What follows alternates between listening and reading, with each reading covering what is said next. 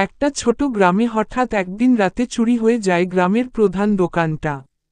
সবাই আতঙ্কে, কে এমন সাহস করল? তদন্ত শুরু করল গ্রামের তরুণ, সাহসী ছেলেটা রাকিব। সে নিজেই কোনো পুলিশ না হলেও শার্লক হোমস পড়ে পড়ে নিজেকে গোয়েন্দা ভাবত।